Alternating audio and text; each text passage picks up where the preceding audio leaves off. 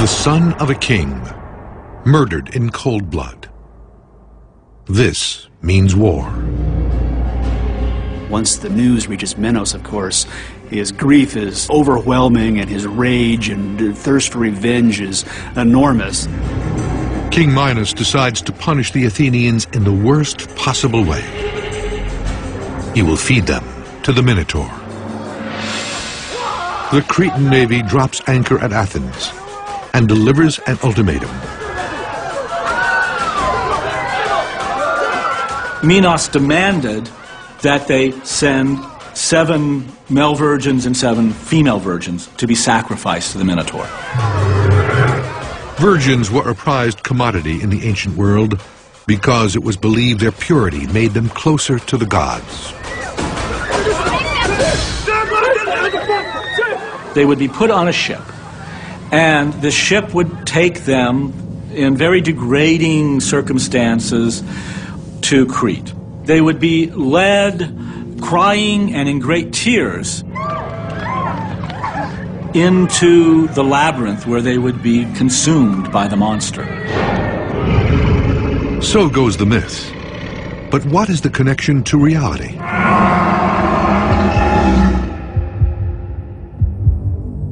Here, the story symbolizes an actual historical conflict. An epic struggle between an aging superpower and an up-and-coming state. Early in Greek history, Athens and Crete were real-life enemies. But Crete's massive navy gave it a decided advantage. In both myth and reality, it was David versus Goliath. In the Minotaur myth is pretty clearly a symbolic overlay of real history. Crete was a very powerful civilization, and they kind of lorded it over the city-states on mainland Greece. When Minos made this outrageous demand, what it was a reflection of the Cretan dominance of that entire area. The Athenians told the Minotaur story as political propaganda. The Minotaur represented the tyranny of Crete. The labyrinth was Crete's nearly inescapable power, and the victims symbolized the suffering of Athens. The myth's purpose was to make the Cretans seem barbaric and evil, and it worked.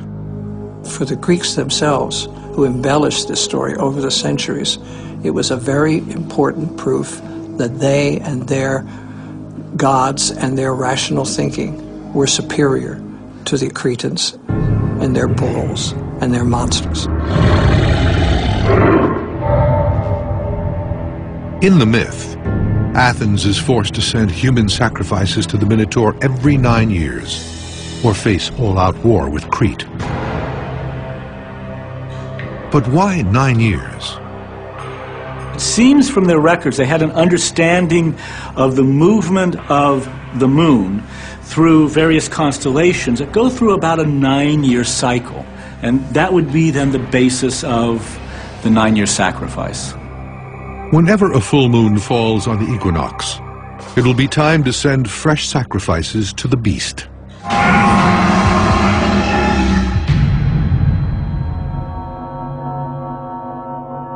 As the first victims are being locked inside the labyrinth, a pivotal event is unfolding across the sea. In a small kingdom 50 miles from Athens, a baby boy is being born. His name is Theseus. He is one of the first great heroes of Greek myth, the one who is destined to challenge the Minotaur. The birth of Theseus is of preeminent importance in terms of Athenian national identity. Theseus belongs to an older order of heroes. They are characterized by tremendous strength, tremendous bravery, and also great brain power. Theseus is the son of a beautiful Greek princess, and not one, but 2 powerful fathers. On the night he was conceived, his mother had sex with both Aegeus, king of Athens, and Poseidon, god of the sea. What usually happens is that the mother will sleep with the human father and also sleep in the same time frame with the Divine Father, so that the child is fertilized by two people simultaneously. Having dual paternity allows him to both inherit the throne from Aegeus, as well as have access to things like Poseidon's special favors. This two-father scenario was a common plotline in ancient myths. It's even something real-life rulers often claimed for themselves. One of the perhaps best known is Alexander the Great, who celebrates himself as being partially divine. Later on, in the Roman period, the Roman emperors, starting with Augustus, claim that they became gods. It gives you a kind of authority if you can say, I'm actually the child of a god.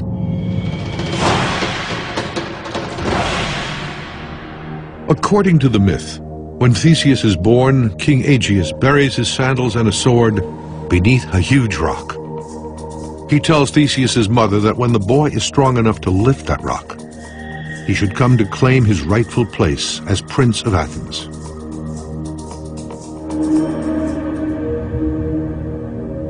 Nine years later, Crete again demands that 7 men and 7 women be sent as tribute to die in the Minotaur's labyrinth. The kingdom needs a hero.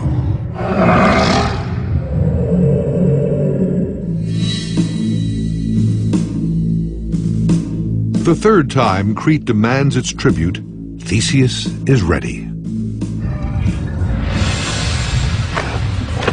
He is finally strong enough to lift the rock that hides his father's sword and sandals. He vows to enter the labyrinth, battle the Minotaur, and free Athens from the tyranny of Crete. It's the classic face-off between monster and hero. And modern evidence has revealed some shocking truth behind it.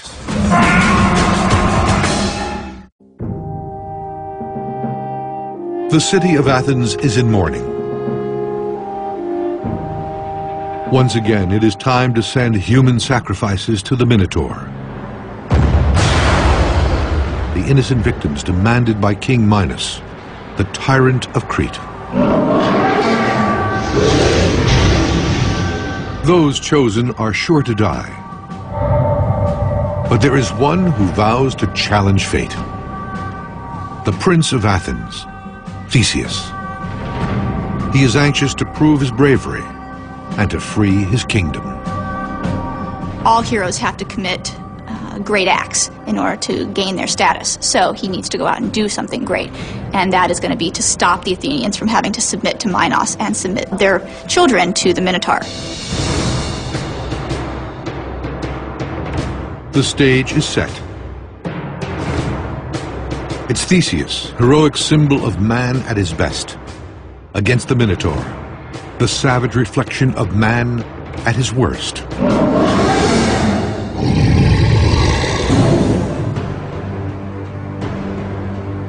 Before Theseus departs for Crete, his father gives him an important order.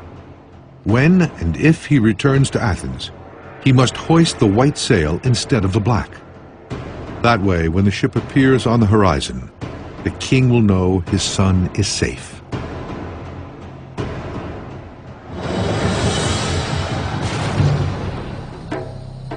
According to the myth, this is where Theseus was headed. Knossos, the capital city of King Minos and the Cretans. The ancient Greeks believed this was the home of the Minotaur, a scene of horrific crimes against humanity. Today, its ruins still hold clues about the reality behind the myth. At the height of Crete's power, between 1700 and 1450 BC, this city was home to 100,000 people. At its center was a vast palace with a complex layout. In fact, some experts believe it was the original inspiration for the labyrinth. It must have been extremely difficult for anyone to find their way all around that huge palace, which had something like 1,000 rooms in it and 5 stories in some places. There were many passageways in it. There were no halls. The passageways went from one little room to another little room, so you could not find a direct line anywhere. My guess is that when the Greeks first saw this, they couldn't make sense of it, so that's where the notion of the labyrinth came from. They would have imagined it as a dungeony, dark series of corridors that violated the Greek sense of symmetry. Greeks like symmetry. Modern excavations inside the palace have only strengthened its connection to the Minotaur myth. Throughout the site, signs of bull worship can be found. One fresco found in the palace even depicts a young man battling a bull. It's a scene that seems torn almost directly from the myth. The depiction from the Knossos Palace shows a naked young man somersaulting over the top of a bull with large horns that seems to be enraged and chasing him.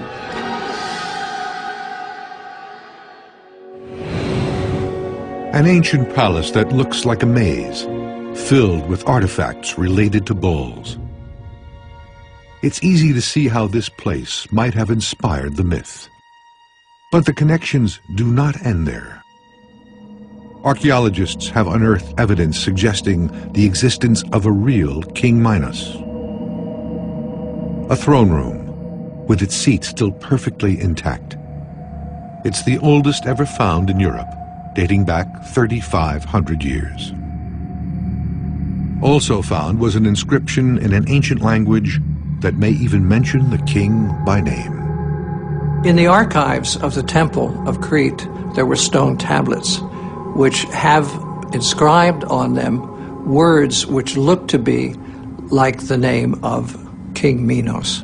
It's one word, minute, a second word, roja, which could mean Minos the king. Roja is a title for royalty. These clues suggest King Minos may have actually lived. But the most intriguing connection to the Minotaur myth appears on another tablet found at the site. It depicts an offering to a so-called mistress of the labyrinth. Here, in writing, is a direct reference to the maze of the Minotaur. It's an unmistakable connection between the city of Knossos and the myth. But who was this mistress of the labyrinth? Her identity is an intriguing mystery. Experts believe it was a woman of great importance at the palace, a high-ranking priestess, or even the daughter of the king.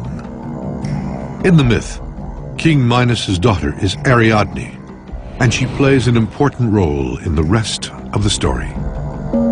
We don't know who the mistress of the labyrinth was, but it could have been Ariadne, inasmuch as she was entitled to be the priestess of the temple because she was the first daughter of King Minos.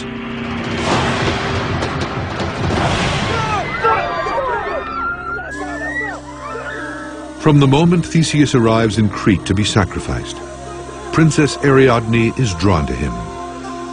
Ariadne notices Theseus' bearing, his courage, his unblinking gaze, and is immediately smitten with him. She's just sort of overcome by the power of her love for Theseus, and she immediately decides that she's going to help him because she doesn't want him to die in the labyrinth as all the other figures do. But Ariadne must act fast. She seeks out Daedalus, the designer of the labyrinth, and begs him to explain how to escape it. What he gives her is a clue. In Old English translations of this myth, the word clue means a ball of twine. This is what Daedalus gives to Ariadne, and it's how the modern word clue originated. And Daedalus said, why don't you just use a ball of twine? Tie one end to the door and then unravel it as you go into the labyrinth. Once you're in the center, you can find your way back out by following the twine. We have continued to use balls of twine in underwater exploration. The divers will tie the end of the twine to an opening in a wreck or a cave, go in.